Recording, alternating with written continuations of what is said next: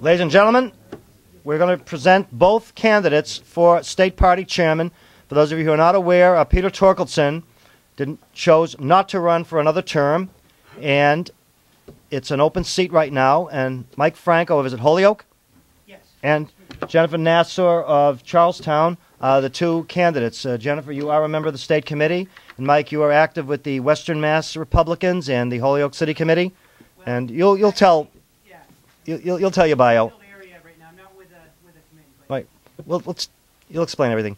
At the conclusion of their presentations, we are going to have a vote for the Malden Republican City Committee members and the associate members. They'll have a separate ballot. And we are going to have an endorsed candidate, and I will personally notify all members of the State Committee as to who we endorse. Now, whether it's going to have any effect on the outcome remains to be seen, but we are doing our part, I believe. So, to present Mike Franco.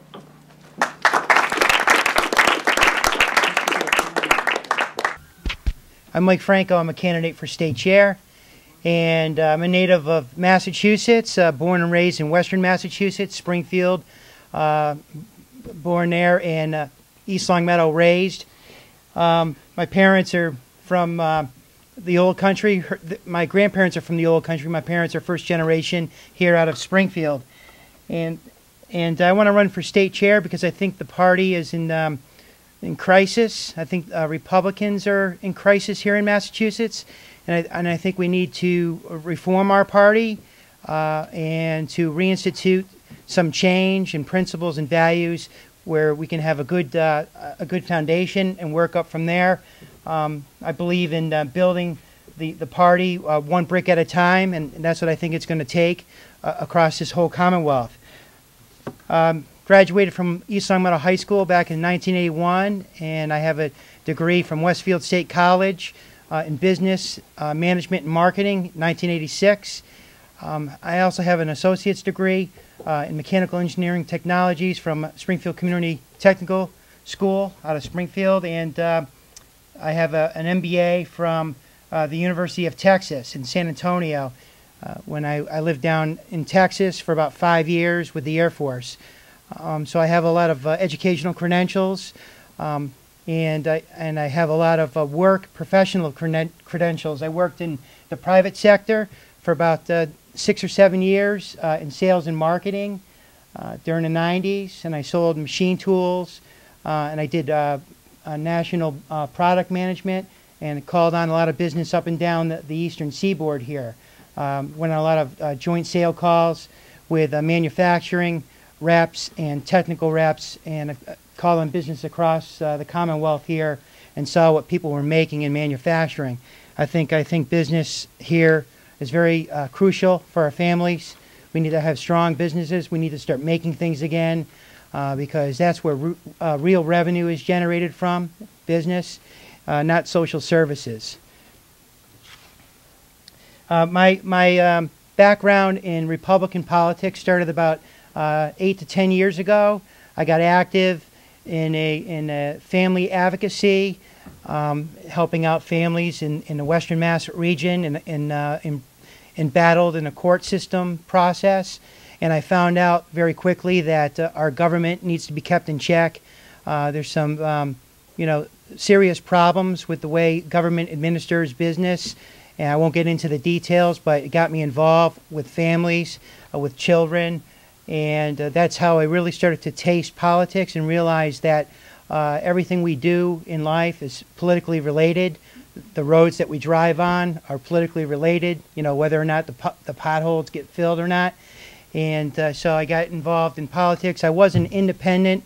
I was not a Republican, but I was more conservative, right of center.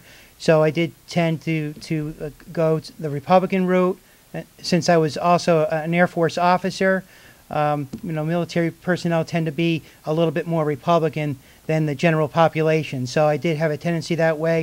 And when a friend of mine asked me to run for state rep in District 5 of Hampden County, I registered as a Republican far enough out, a year out, so I could get in there for the 02 race, and I ran against a Democrat.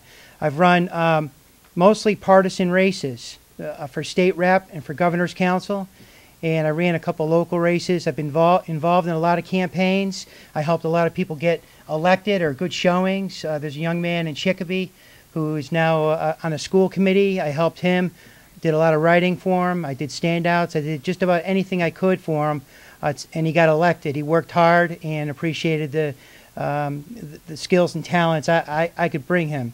Been involved in local politics in Ward 5 Republican Committee, and it was basically there was no committee in Ward 5 in Holyoke, and we built it up to 22 members, and I led that committee for about 3 to 4 years, and then I passed it over to an able person who has taken it forward and pretty much keeping in place a lot of the things that we had built, to include outreach programs to go into the community and have forums, workshops, and these kinds of things, which we open up to the general public for free, and they come in to a Republican-sponsored committee event, have coffee, maybe dinner with us, and learn about certain types of nonpartisan, good government policy information. We've had the Pioneer Institute come out quite a bit on different initiatives, from school choice to managing water demand, and we've had CLT come out, Citizens for Limited Taxation, and work with our tax people with regard to how the levy is set for taxes, how to process tax abatement workshop, tax abatement paperwork, and to get a break, hopefully, on their property taxes, because the valuations and the rates keep fluctuating, and generally the people just keep paying more and more every year for their property. So we want to bring value to Republicans and the general public in our community, so they understand that Republicans are doing good things, and that's what I've instituted locally. I also think it's important to cross-pollinate the committees, working the local committees, the wards, the cities and towns, working with the regional Republican committees, so we can share resources. In other words, a local committee, like out of a ward or a town, may not have enough people with the pool of talent and resources to establish subcommittees to get certain jobs done. And I think that's where the regional committee can help out and get and pursue initiatives to get things done, to get work done, to bring value to the community. I also believe that the local committee should raise their own money and support their candidates the best that they can.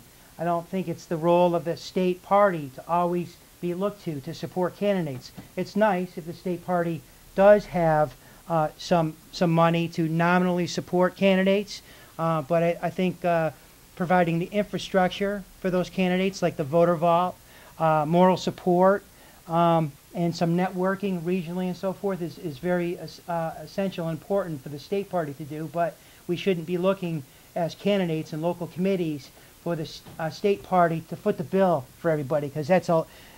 With how many candidates I want to run, that would be very, very expensive.